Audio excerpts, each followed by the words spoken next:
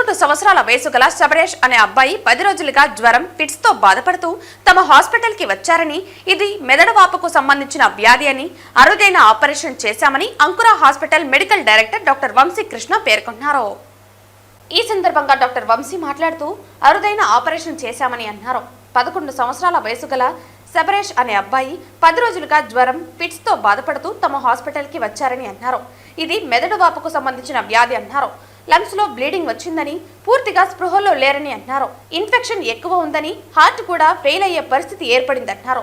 5 రోజుల తర్వాత స్పృహలోకి వచ్చారని, క్లిష్టమైన కేసని అన్నారు. నరాలు, లంగ్స్ లో bleeding, fits, heart failure, ventilator ద్వారా ఉన్న అబ్బాయి కోలుకున్నారని తెలిపారు.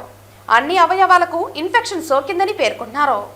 11 సంవత్సరాల పిల్లవాడు శబరీష్ పద్మావతిపురంలో ఉంటాడు.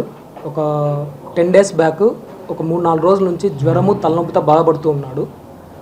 సడన్గా అతనికి ఒక 10 రోజుల ముందర ఫిట్స్ వచ్చి దగ్గరలో ఉన్న క్లినిక్కి తీసుకెళ్లారు. అక్కడ నుంచి వాళ్ళు వెంటనే మనకి ఇక్కడికి రెఫర్ చేశారనమాట.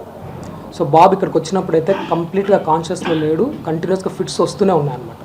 సో మెయిన్ అతనికి జ్వరంతో పాటు ఫిట్స్ వచ్చినాయి. దాని వెంటనే మనము మెదడు వాపు వ్యాధిగా డయాగ్నోస్ చేశాము. అంటే మెదడుకి ఎక్కే ఇన్ఫెక్షన్. సో మెనింగోఎన్సెఫలైటిస్ అంటాం దీన్ని. అందులో స్క్రబ్ టైఫస్ అనేది పాజిటివ్ వచ్చింది. సో ఆ బాబు వచ్చేసి ఓవర్ ద డే, అంటే వితిన్ సెకండ్స్లోనే మనకి ఊపిరి తీసుకోవడం కూడా బాగా తగ్గించేసేసరికి వెంటిలేటర్ మీద పెట్టామన్నమాట.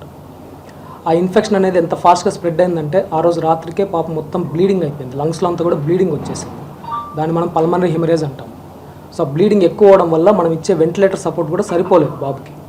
అంటే మనం వెంటిలేటర్ సపోర్ట్ మీద కూడా ఆక్సిజన్ లెవెల్స్ మెయింటైన్ కాలేదు, బీపీ కూడా బాగా డౌన్ అయిపోతూ వచ్చింది. సో వెంటనే మనందరికి తెలిసినది వెంటిలేటర్ కాకుండా దానికంటే అడ్వాన్స్డ్ మిషన్ ఉంటుంది, హై ఫ్రీక్వెన్సీ ఆసిలేటర్ అంటాం అనమాట. సో అలాంటి మిషన్స్ ఉండే సదుపాయం మనకు కేవలము చెన్నై, హైదరాబాద్, బెంగళూరు లాంటి సిటీస్లోనే ఉంటుంది. అలాంటిది ఇక్కడ కూడా ఉంది. మేము ఆ మిషన్ వెంటనే పెట్టడం ద్వారా అట్లీస్ట్ వాడి ఆక్సిజన్ లెవెల్స్ ఇవి మెయింటైన్ అయినాయి. ఆ ఊపిరితిత్తుల నుంచి బ్లీడింగ్ కూడా కొంచెం కంట్రోల్ అయింది. ఆ తర్వాత బాబుకి ఈ ఇన్ఫెక్షన్ ఎక్కువ అవడం వల్ల హార్ట్ కూడా ఫెయిల్ అయిందనమాట. ఆల్మోస్ట్ మనం ఎజెక్షన్ ఫ్రాక్షన్ అని చూస్తే అది పిల్లలలో 70% పైన ఉంటే బాబుకి ఆల్మోస్ట్ 34% పడిపోయింది.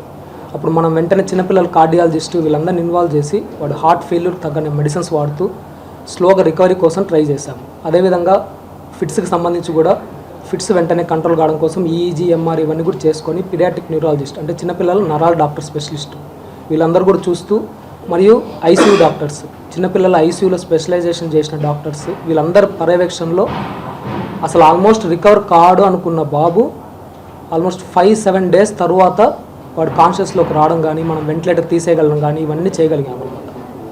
సో ఇలాంటి అంటే ఫిట్స్ రావడం ఇవన్నీ కామనే, కానీ ఇట్లా ఊపిరితిత్తులోంచి బ్లీడింగ్ అయిపోవడము, హార్ట్ ఫెయిల్యూర్ ఉండడము, మెదడు ఇన్ఫెక్షన్ అయిపోవడము, ఇలా అన్ని ప్రాబ్లమ్స్ ఉన్న వాళ్ళు బయటకు రావడం చాలా కష్టం.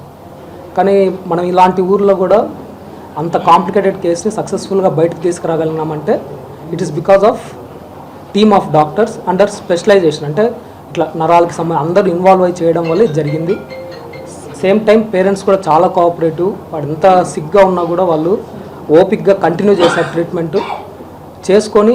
అసలు సడన్గా అది అంటే మనం అంత పెద్ద మిషన్, హై ఫ్రీక్వెన్సీ అనే మిషన్ పెట్టి దాని నుంచి తీసిన తర్వాత కూడా మెయింటైన్ అవుతాడో కాడో అని చెప్పినా కూడా కంటిన్యూస్గా తగ్గించుకొని మిషన్ స్లోగా తగ్గించేసి ఆల్మోస్ట్ ఒక వారం రోజులు వెంటిలేటర్ పైన ఉన్న తర్వాత రికవర్ అయ్యాడు. ఇప్పుడు ఆల్మోస్ట్ ఒక 10 డేస్ అయిపోయింది. బాబు ఫుడ్ తీసుకోవడం కానీ, నడవడం, ఎటువంటి డెఫిసిట్స్ లేకుండా హార్ట్ స్కాన్ కూడా చేస్తే హార్ట్ కూడా కంప్లీట్గా నార్మల్కి వచ్చేసింది.